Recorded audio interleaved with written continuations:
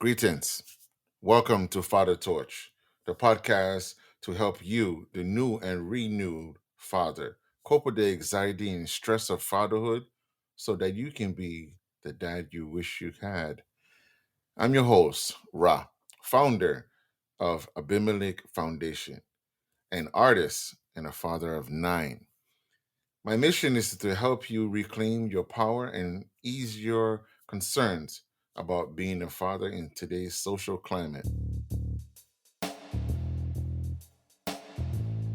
Today's episode is an interview that I participated in with Brother Joe.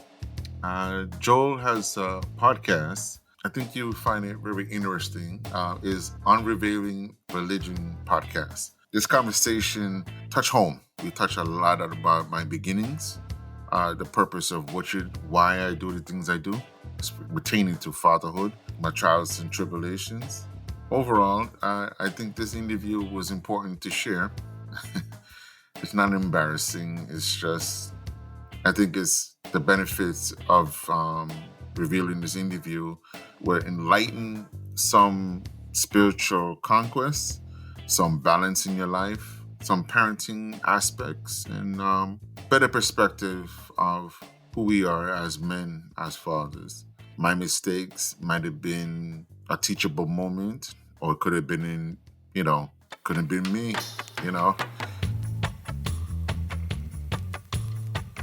Welcome to another installment of Unraveling Religion. I'm your host, Joel Lessies, and I'm here with my good friend, Ra. Ra, I'm wondering if you could let the audience know a little bit about yourself and what you do. Yes. Greetings, everyone. My name is Ra. I'm the host of Fatha Torch podcast. I'm also the founder of Abimelech.org, also a foundation. I am a father of 9. That's a lot of kids. A father of 9, and I am very passionate about fatherhood and all the aspects that goes with fatherhood, and that includes the mental and spiritual as well as physical. Requires balance. It requires balance in all realms. I'm proud to be here.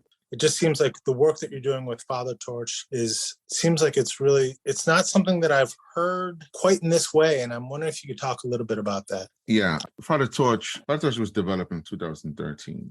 And it was developed out of this frustration of being a father. No space to express. And then when you have a space, you cannot express certain emotions or certain attributes that, the world, you live through the world. I was pretty angry. I was an angry man. I had so much things that I have not dealt with, so much trauma that I didn't cope with too well. At that time, I was at that epiphany point that, I needed to change or be destroyed, and I chose life, and I chose not to give in to those urges of giving up. And believe me, they were strong. They were strong. And I Fatha Torch deals with both angles of fatherhood. It is with the misguided as well as the wise experience, and it is giving it the sense of light or a beacon to fatherhood to show that you're not alone. I too have gone through this, or we have experienced this, and this is how we can overcome. Make it realistic. We need to be real with each other. You need to have that sense of vulnerability, of trust. We don't have that anymore. Yeah. We don't have that sense of trust anymore because it's been so burnt out, so overexhausted. To be a deviant is not necessarily a bad thing because it means it's out of the box. You're just out of the box. You're not in conform. But to be deviant in a wicked mindset, or just that deceitfulness, yes, it's destructive. It's painful, and it leaves a long, deep scar. It takes time to heal. You talked about sort of like your epiphany moment. What was that awakening experience like for you? Believe it or not, it was the first of many. The truth of it is, when you go through an epiphany, you have to face it's truth you're facing of self. If you're not willing to face that truth, you will run. And sometimes some of us are glutton for punishment or pain. We tend to face it, but not know the lesson of it. So we repeat the same thing. We can see the lesson, know the lesson, but we don't incorporate the lesson, and it's going to come again. It's an everlasting repeating of pain and torture and torment, if you will. Some of the epiphanies that I had to deal with a lot of self-doubt and depression and as well as some form of anxiety. You can't hold on a relationship, jobs is not where you want to be, but you're working, you were existing, but it's not a happy existence. The blame of your father not there or being there becomes so faded. Your anger has no direction, so it just consumes everything. So the things you used to do, you don't do anymore. The things you used to like, you just have a dislike for it now because it reminds you of what you used to do. I went through self-trialization of self and just finding myself and recognizing who I am and what I stand for. And I had to be reminded that my father didn't make these choices for me, although he had his own demons and his trauma. Although I experienced or witnessed a lot of them, I had to let them go because it was killing me. I had to let it go because I'm feeding my own children these things, or I'm poisoning my friends around me, right? I wear it well, right? Because it's not like you can recognize it unless I reveal it. So I was wearing it like a real coat, this coat of armor, but it was killing me. Yeah, I was strong, I was powerful, I was resilient. I wasn't happy, But everybody has that point of a period in their life when they go through up and downs. But when my downs was down, I was down. And when I was high, I couldn't get to where I want to. So I just trickled right back down. I trickled right back down because, again, I'm still trying to climb up with all this baggage, right? All this weight. What protected me as a child and can't protect me as a man. I used to say things, like we have to know what to destroy and what to rebuild. And a lot of times we don't want to destroy things, so we become hoarders, right? We hoard feelings and things that remind us of other things and not understanding that it stops us from growing. I had to get out of that anger and out of that frustration state of mind, that the whole misconception of what it is to be a father, because I had the formula. However, I didn't have the understanding of the formula which I had. I had the tools, but didn't have no training on how to use it. You are left with just a tool, right? You just have it. So you don't have no words. You don't see the words. Why couldn't I have a father? Or why couldn't I have a life? I wanted that thing too. So you become bitter, you become very sour and bitter about things, So when you see good things, I will spoil it, or I won't see the true value, right? And then everyone around you, especially people who mean no good to you, will always try to convince you to hold on to something that makes you feel less than because now they are up here above you. They themselves get a joy or benefit of you being in a constant state of confusion. You talked about the formula and the skill set. Can you talk a little bit about what that formula was and how you put it into place and what you want to offer to people about it? The formula I speak of fatherhood deals with manhood as well as childhood. We know the titles, right?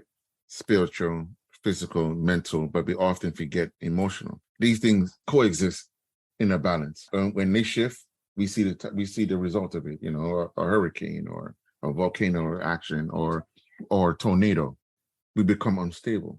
Right? We become unstable because we lean more on one side of things than the other, or become confused with our own strengths and power, are so delicate but powerful at the same time. When you're dealing with someone spiritual, mental, and physical, and as well as emotional, believe it or not, emotional can cloud all of it at once. Weakening the spirit can, again, darken you, right? Darken your the set of mindset. Keep your mind confused will lessen your physical self to feel worthy of things. There's many fathers that's out here that don't understand the importance of even emotional intelligence, as well as spiritual strength and guidance, as well as the physical endurance that you have to uphold your temple, feed and heal your temple, and as well as your mental. This is the key to the spiritual, and your physical is the realm contains the emotional, because you can manifest things to reality, and all of that is a tool, or is a formula that you have to use, because it also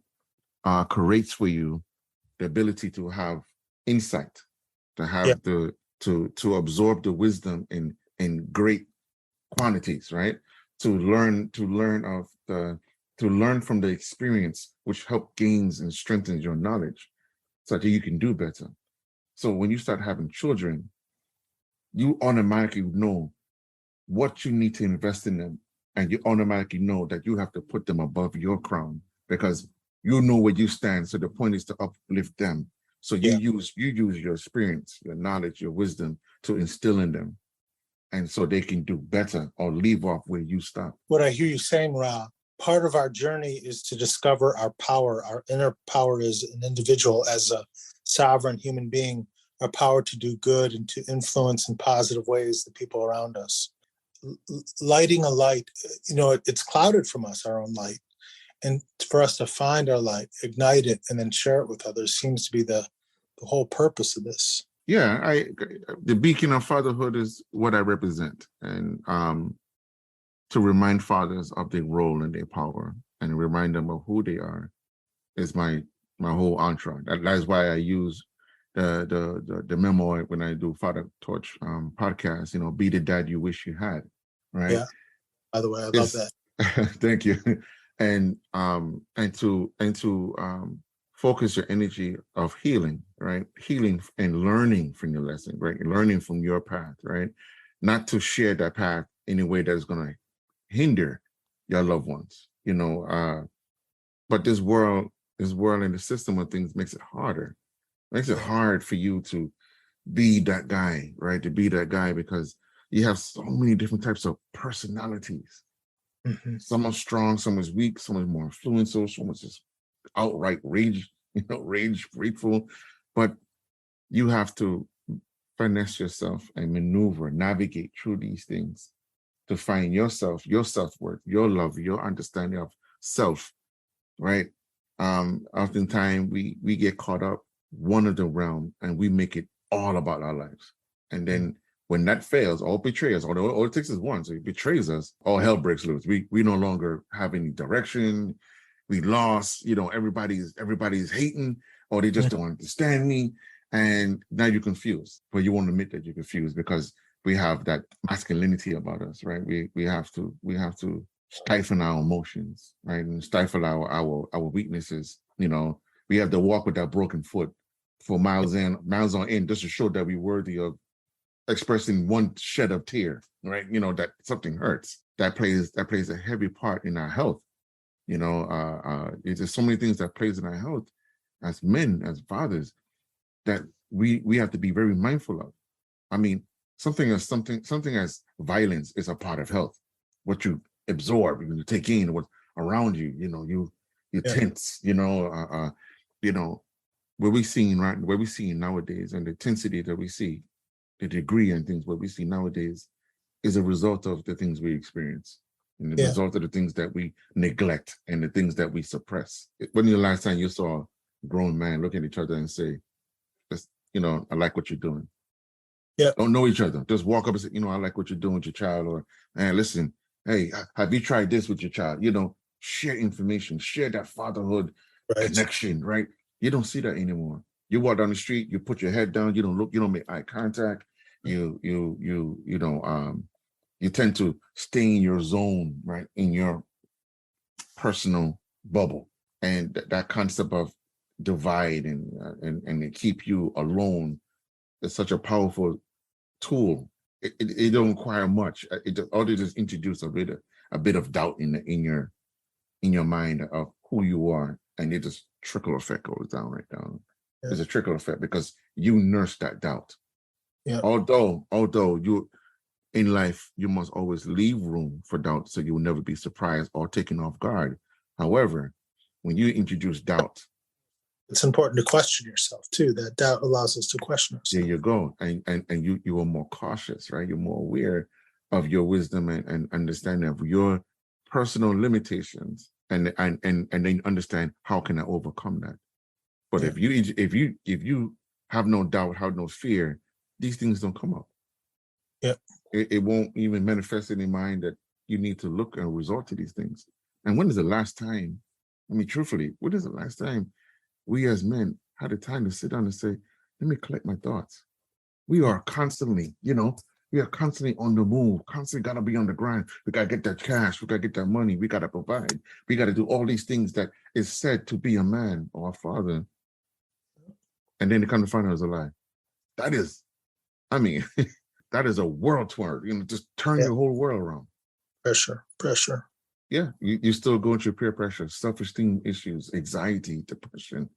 You're going through all these things, and everybody's telling you, "Oh, be a man about it." That's what society tells us, right? Mm-hmm. You don't feel a pain. It's a construct. Don't worry about it. Don't just move on, right? Pain is only in your mind. It's only in your head. Don't worry about it. It will get by.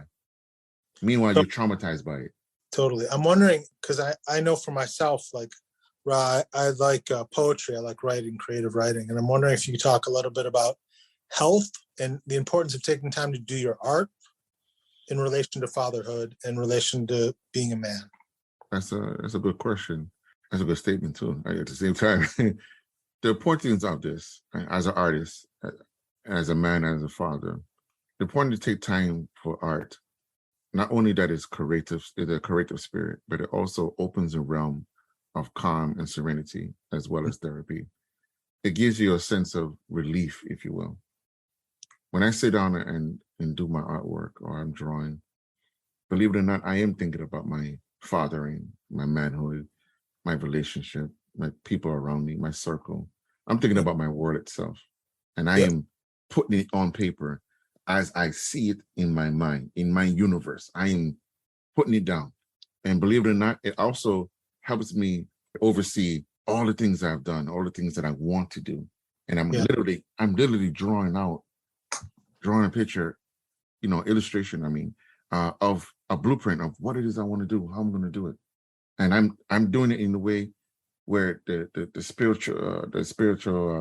creative spirit is with me and strong, because you don't call it, it comes to you, but you don't control it. You just flow with it, And also believe it or not, it reveals a lot of things too. It reveals your inner self. It allows you to see yourself in the rawest form, without threat, without compromise. There's no filter. It is your raw self.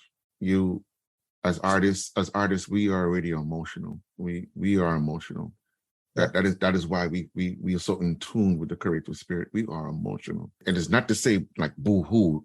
When I say emotional, it means we are so fine in tune with our inner selves, our emotion, that our expression, our absorbing, our awareness, it is great because we are in tune with that. However, living in the world that we live in, we have to put on an extra coat of layer to protect that emotion, to protect that self, because to the world, we are feast. Okay, we are a buffet, right? Because they would just hit you with their sense of reality, their sense of constructing, their sense of systematic oppression. And as an artist, it could be a fuel, but a downer at the same time, a fuel and a downer, because you have to absorb this in order to create it. Yeah. And if you don't have an outlet, which is healthy for you to do, you become consumed with the very same thing that fuel you. And as a father, it relates to fatherhood, because when you're in tune with you and you know how it feels to you, whether it be painful or joy, you know how to express it in the most beautiful form of love and expression and realism, that it takes people years to figure out what you actually put there, whether it be writing, whether it be drawing, whether it be taking a picture. They won't get what you get because when you was doing this, you was in your prime emotional self. You was in your being. You was in your spiritual, your physical, your mental, and as well as your emotional self. And words cannot describe that at times. And sometimes the words that are expressed can give such a different definition to what is actually there. It takes people years to decipher that code of what you meant or what it is you meant to say. Years. And I'm not talking about 1 or 2 years. I'm talking about years to say that why you did what you did. Yeah. How come you did this? What did you see? Yeah. We're not psychic. Don't get me wrong. We're not psychic. However, we see the cause and effect so clearly. Yeah. So clearly, it's actually scary. And it's like you get extremely nervous of what you just saw. Sometimes it shocked you so much that you would stop drawing, painting, or whatever you're doing. I had to take time to woosah it out. Like, okay, what I just saw, what I just felt, I got to understand it before I can go any further. That kind of a thing.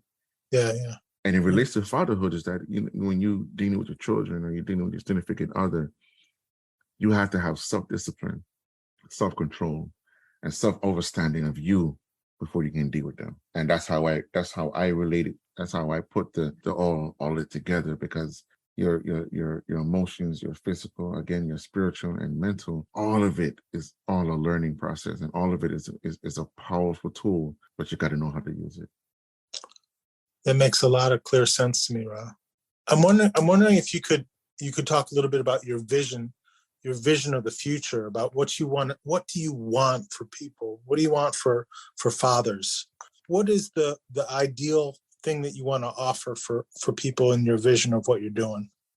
Well, first, I would say I want fathers to have a voice, have that less of a disregard, a movement, if you will, of fathers actually sharing the same rights and respect of being a parent, like a mother in our world. Mothers is the creation, the life giver, right? The life giver of all of us. And in that power and that ability does not disregard us, but the system has created that divide or that gap to say that we are second best at that, right? Because we can't bring forth life. We can plant the seed of life, but we can't bring forth life. I want us to understand the importance of our presence and the importance of our nurturing abilities. We are here together, and we should be together, that we can build a stronger path in future that will go beyond the eyes of our legacy and what we see. You know, how we see legacy. Right now, legacy now is this: there's no empathy, compassion. There's no thought of future in a sense of simplicity, as far as you being you, loving you who you are. And I want Fatha Torch to be the beacon of fatherhood, not just in the dark, but a beacon of understanding of fatherhood, strength, power, and authority. The monarch in fatherhood. Being the head does not mean the crushing ruler with the iron fist and wooden foot. It means that without his counsel, without the neck that holds the head, without the body that supports the head and shoulder, nothing will be. It won't move. But once it moves in existence as one, everything has its place. Everybody moves. Everything moves. Fingers move. Hand moves at a sheer thought or emotion. Look at it this way. We breathe involuntarily, right? We don't control the breathing. Imagine when we had to think about breathing. I mean, we probably die because it won't be consistent, right? Because we might get another thought, something to distract us, something does anything. But the mind still, as much as and as powerful as it is, can't do anything unless you think of something, unless you command it, right? As powerful as it is.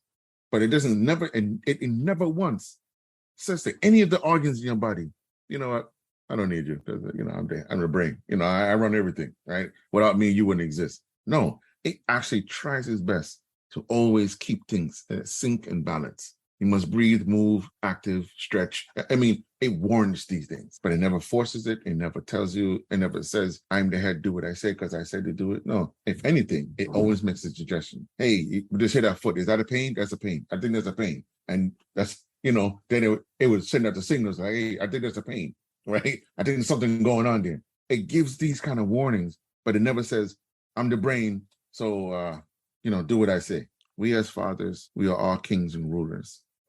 Even they have an old saying, a dog is a lion in his house. Mm. He's not a lion, but he's a ruler of his house. And as a ruler, you must have active listening skills. You must have compassion. You must have the ability to learn from your mistakes. And you must be willing to learn new things that you can be better tomorrow about old things. So I want to create such a movement that fathers can be themselves, whether they are black, white, yellow, green, or purple. They can be themselves and it's okay. They can be themselves and mighty and be okay. Yeah. They don't have to be nothing else. They don't have to be the toughest of the toughest. They don't have to be the most machoist. They don't have to be the most religious. They can be themselves and have that respect and honor. And most importantly, have that honor. No more confusion of what you think you are and who you are. Just to have that ability to say, I am a man, I am a father, and I'm proud of that, right? Like, there's an honor. That's like an extra crown on your crown, saying, I am a father. Mm-hmm. I want men to remember, I am a father. the highest honor a man can receive on this earth. That's one investment in your life does not require or you can't retire from. That is an investment that keeps on giving as long as you're investing. Because even when you're dead, you are still father. You are still the father. You have just as much rights and equal care and responsibility to the child that which you and the life giver, which would be the mother, have. Not every man is a nurturer, but he's capable of being the great nurturer.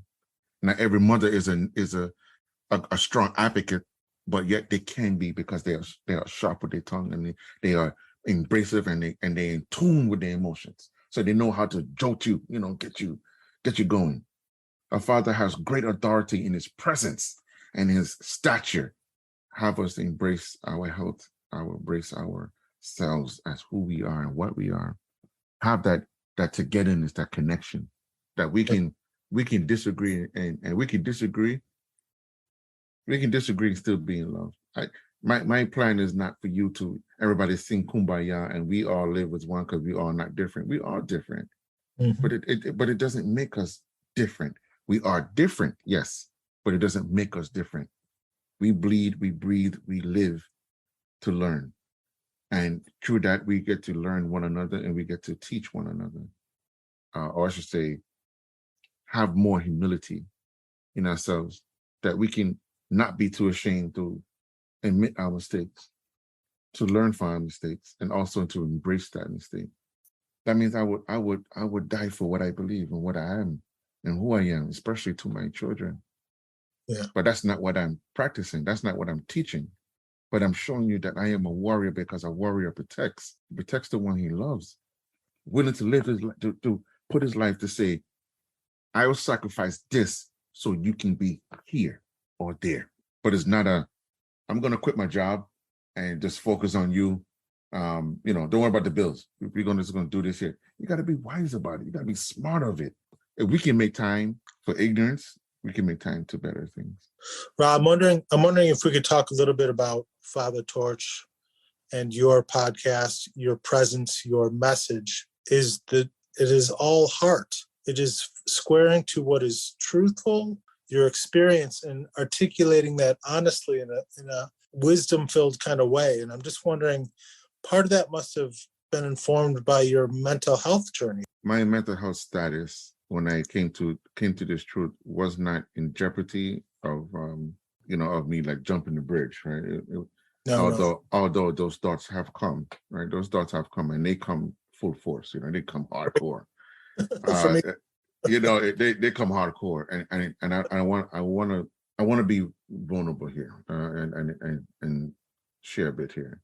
There's many times I have stepped in the realm of the dark, wonder who's speaking to me, and I had to truly really understand who's speaking to me in the dark between let's just say devil and God, right? We're going to use that terminology, devil and God, right?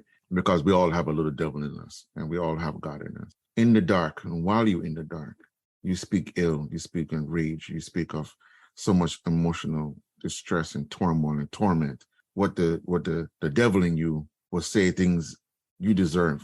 I feel what you feel. You know what you should do? You should go out there and represent. You should make the people know how you feel. They deserve to hear you. And what you're feeling, man, listen, I feel it too. You should, know what? I've been there. And that charge it gives you, that rage, you get that power. And if you're not careful, you act upon it without realizing it. When you're in the dark and you speaking to the creator or the most high or the universe, if you will, or ancestors, really, ancestors would never nurse your anger. However, they would never leave you alone either. Yep. They would use words in the sense of in a consciousness as well to say things like, yeah, you deserve to do this and you should do that. And you should go about doing it this way because I felt your pain too. Instead, it would say, I feel your pain. I've been there. Let us work it out. Let us help you. Let us see what we can do about the situation. I won't leave you alone.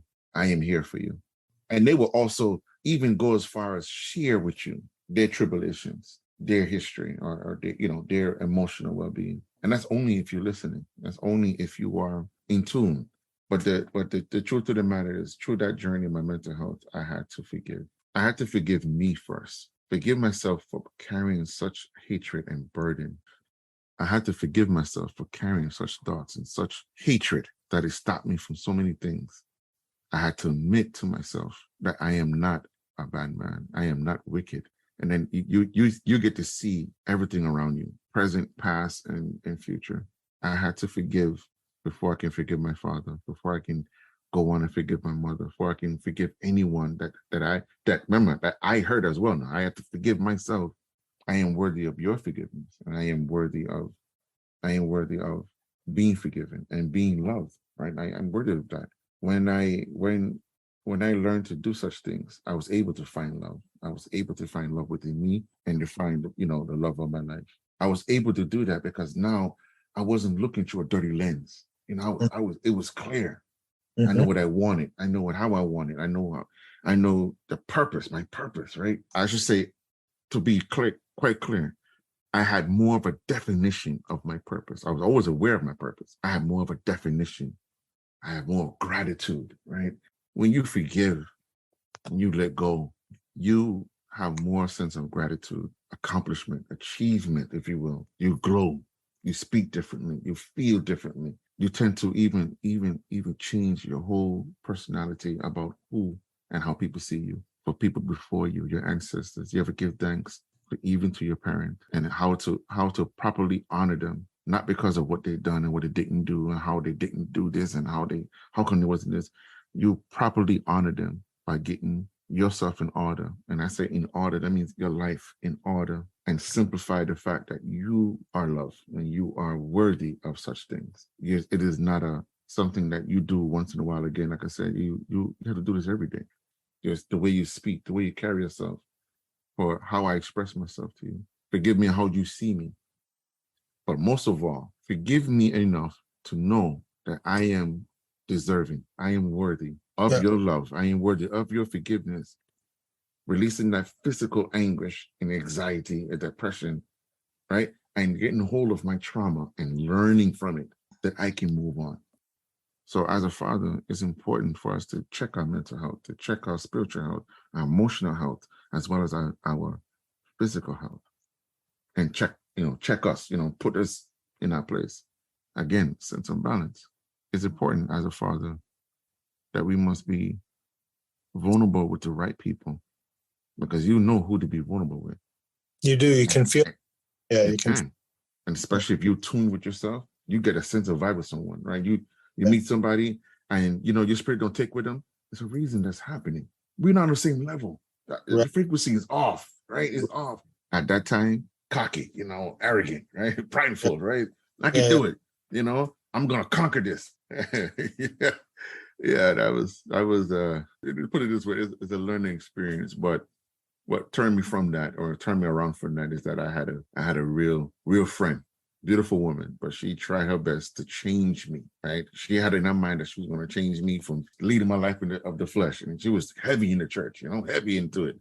Although I gave her a warning, like, I am not an easy person to change. It just don't mix with me. That I got a taste of what it felt to have someone else hurt by me. I couldn't say I was trying to protect myself. I had no excuses, right? No excuses. Ain't nobody gonna tell me what to do, or I'm gonna be who I am. How can I say that? And I don't know where I am. I don't know who I am. Yeah, I'm still learning, right? And I actually felt it. Oh, I felt that crush. I mean, wow. When I say crush, I mean I myself was hurting because she was hurting. I was that connected. I was like, wow. Yeah. And it made me question: is that how my father felt when he hurt me? Right. I started thinking about it. Is that what he felt when he betrayed my trust and love? But never considering that you hurt other people. Right. Never considering that that someone in your life maybe genuinely care for you. Yeah. You know what I mean? And I think that was the last time I saw her. And then it was too bad, because the thing is, I would love to make my amends with that, even to say, hey, that I'm sorry, I didn't know no better. And even that is not an excuse, but and admit to her that she has made some change in me, because again, I didn't feel until I hurt her. Yeah. I didn't feel no remorse of anything else. My thing was like, the game, or you know how it is out here, and I don't love nobody, right? That's what I taught myself. No one loves me, and I don't love them. But it's good to have fun, right? Have fun. Now understanding that when you connect with someone, it's more than sexual connection. You are connected to them. That's true. That is why it's so powerful when you start to hate this person, Yeah. or feel betrayed, because you are connected to Yeah. this person. And the minute you turn off that connection or that emotion, you become bitter and hard, Yeah. cold, almost cold even, like you just like a stiff board, you know what I mean? And I had to really, look into myself. So again, this was another epiphany. But I should say it was more epiphanies that was happening in my life, more changes, more growth.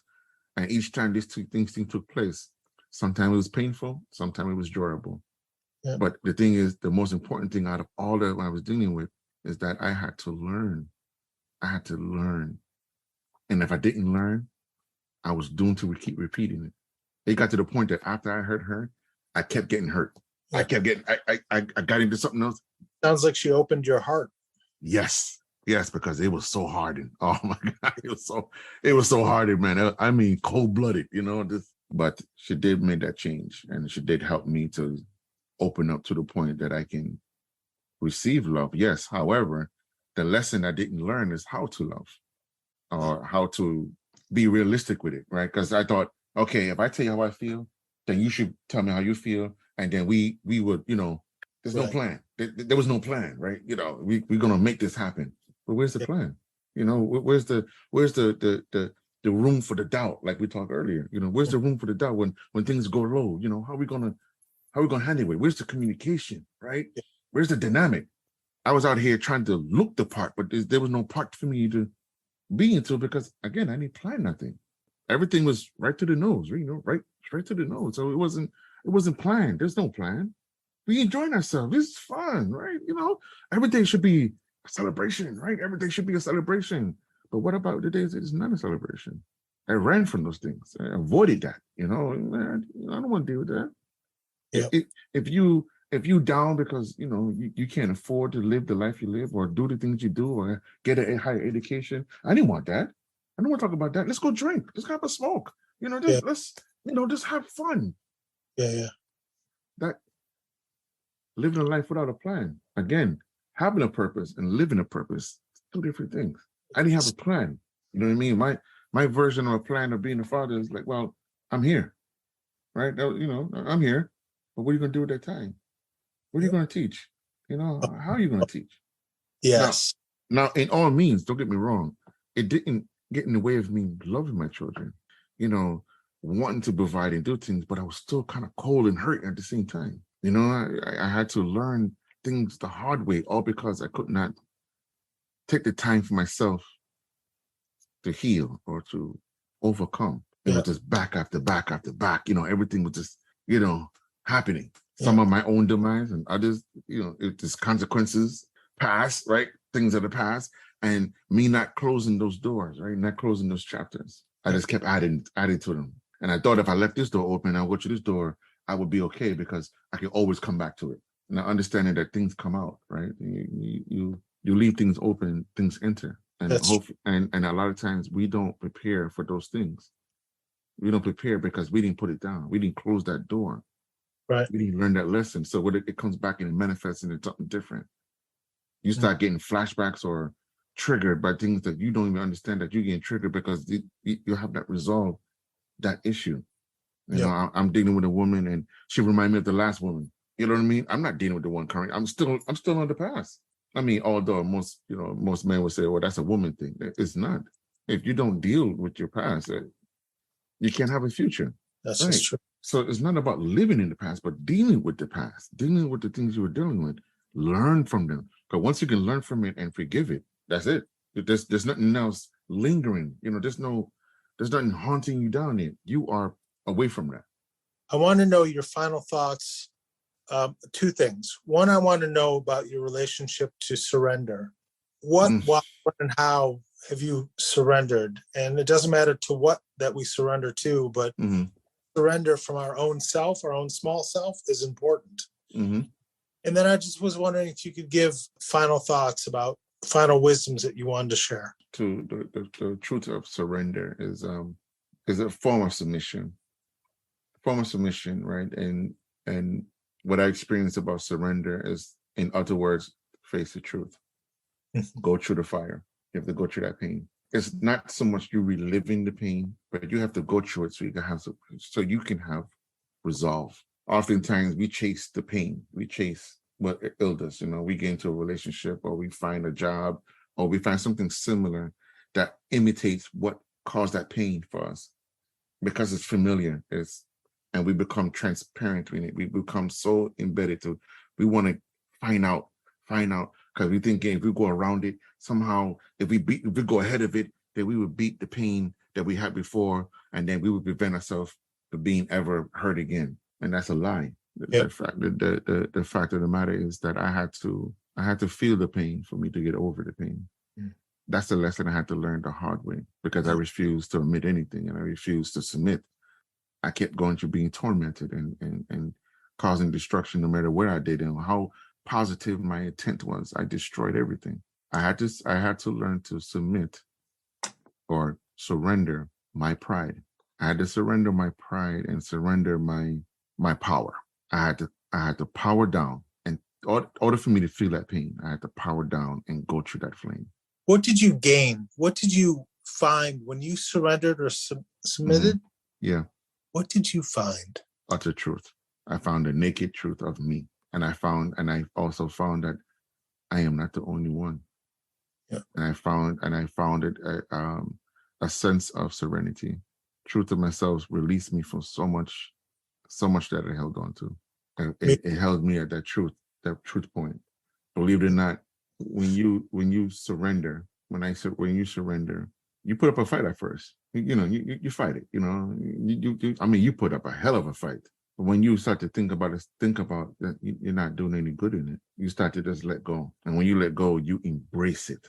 It's not about being vulnerable or just simply being vulnerable, I should say, but it's about embracing the mistakes, embracing the achievement, embracing the things you want to be and want to do, and the achievement together allowed me to surrender, because there was no greater purpose of being who I am now than for me to surrender the things that held me at gunpoint all day long.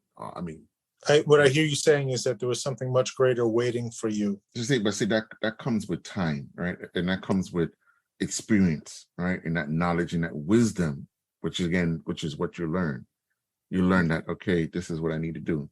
This would be quite difficult for some young men to understand without guidance. Doing this without guidance is it can be very painful. Yeah. Because it's not something you can rush through. It's not something that it takes a couple of moments, maybe an hour or two. This is like lifetime kind of thing. This is something you got to do this every day. Like I said, gratitude and all that, all of what I mentioned before.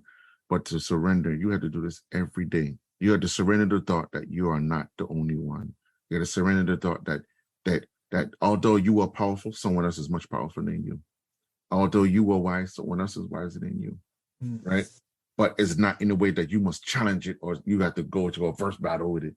It just simply means that you have a lot to learn. And you have a lot to learn to the things that you're going through. Even what you already know, you have to relearn so you can do more. You know how to walk, but now I got to know how to run and walk. I had to know how to take my time and move fast. So I know I had to take my time and move fast because I had to stay current, that I'm not left in the past, and understand my future ahead of me, because my present dictates my future.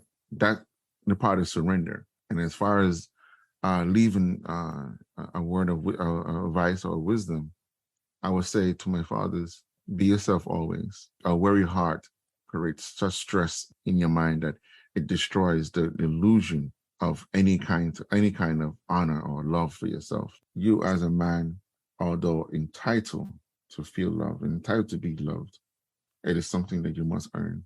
It is something that you must also be able to give. It can't be a take and not give back. You have to give back. And when you give back, it's not the give back. You think, most of us think, if I give money or if I did a good deed for the day, that's what it is.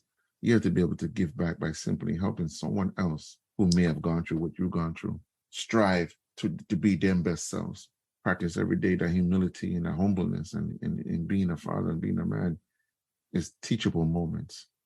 There's teachable moments that even if you're mad at that person, you can't take away that teachable moment. Whatever I taught you, whatever it is.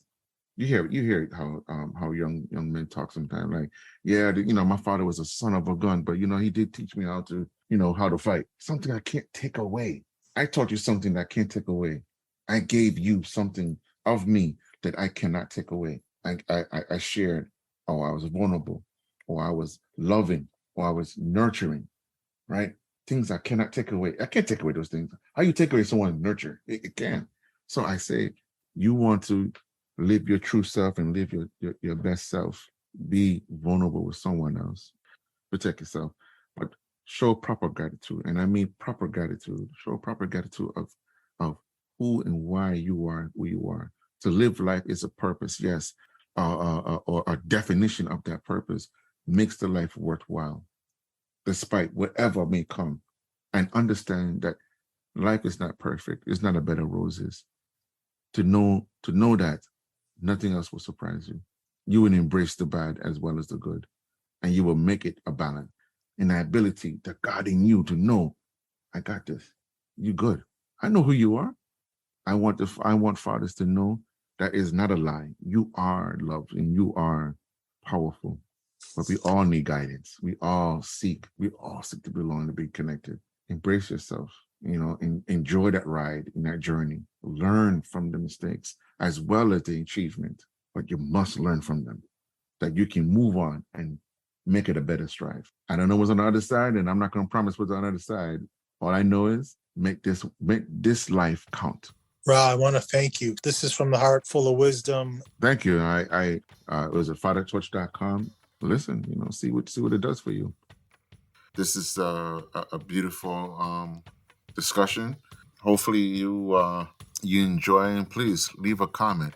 Don't be shy. Don't shy away. If you have any questions, any feedback, please reach me back at fathertorch.com and join me for the next episode. Again, episode 5, Sunday, streaming live on Apple Podcasts, Spotify, wherever you get your podcast from. Enjoy and be blessed. Fatha Torch out. Guidance.